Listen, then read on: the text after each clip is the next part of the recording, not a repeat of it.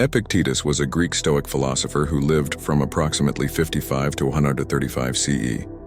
Despite being born a slave in Hierapolis, present-day Pamukkale, Turkey, he eventually gained his freedom and became one of the most influential Stoic thinkers. Epictetus's teachings often revolved around the idea of distinguishing between what is within our control, our thoughts, beliefs, and actions, and what is beyond our control, external events, circumstances, and the actions of others. He argued that true freedom and tranquility come from focusing on and mastering what we can control, while accepting with equanimity the things we cannot change. Like other Stoics, Epictetus emphasized the importance of virtue as the highest good. He believed that living in accordance with nature and reason leads to eudaimonia, which is often translated as flourishing or living in harmony with one's true nature. Virtues such as wisdom, courage, justice, and temperance were central to his ethical framework. Epictetus himself faced various challenges, including slavery and physical ailments. His philosophy addressed the idea that while external circumstances may be beyond our control, our reactions and attitudes are within our control. He encouraged individuals to endure hardship with resilience and to view challenges as opportunities for personal growth. Epictetus did not write down his teachings. Instead, they were recorded by his student Arrian in a work known as the Discourses and the Enchiridion, a manual of Stoic philosophy. The Enchiridion is a concise summary of Epictetus's key teachings and serves as a practical guide to Stoic living. Epictetus advocated for a sense of detachment from external events and a focus on internal well-being. He argued that true freedom lies in our ability to maintain inner peace and virtue, regardless of external circumstances.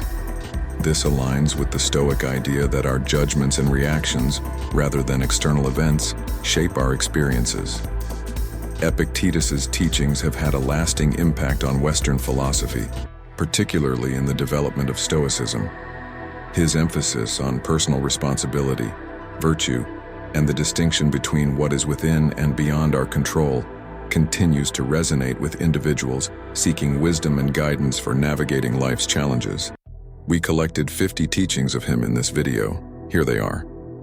We have 2 ears and 1 mouth so that we can listen twice as much as we speak.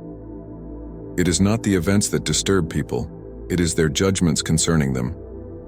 He who fears death will never do anything worth of a man who is alive. We cannot choose our external circumstances, but we can always choose how we respond to them. Man is not worried by real problems, so much as by his imagined anxieties about real problems. We cannot learn without pain. If you want to improve, be content to be thought foolish and stupid. We suffer not from the events in our lives, but from our judgments about them. It's not what happens to you, but how you react to it that matters. Wealth consists not in having great possessions, but in having few wants. It is not he who reviles or strikes you who insults you, but your opinion that these things are insulting. If you seek truth, you will not seek to gain a victory by every possible means, and when you have found truth, you need not fear being defeated. It is better to die of hunger having lived without grief and fear, than to live with a troubled spirit, amid abundance. We should not moor a ship with 1 anchor, or our life with 1 hope. The key is to keep company only with people who uplift you, whose presence calls forth your best. Don't explain your philosophy, embody it. No man is free who is not a master of himself. If you want to be a writer, write. He is a wise man who does not grieve for the things which he has not, but rejoices for those which he has.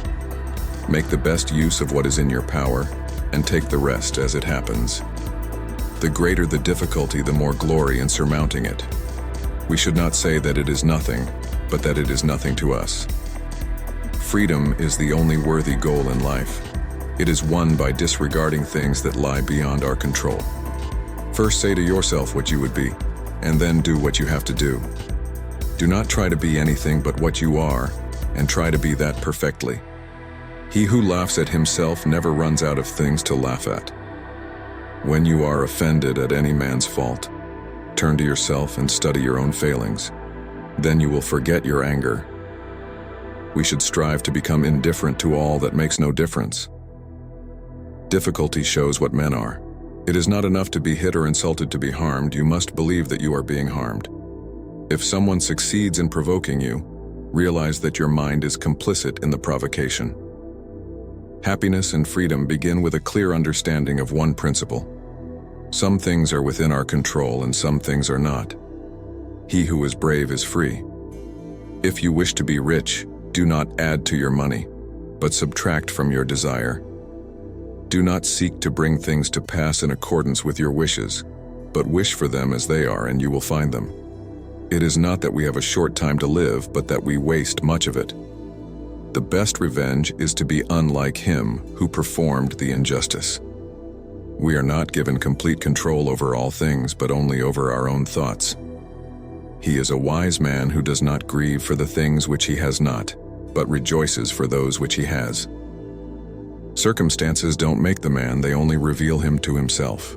We are not to give credit to the many, who say that none ought to be educated but the free, but rather to the philosophers, who say that the well-educated alone are free.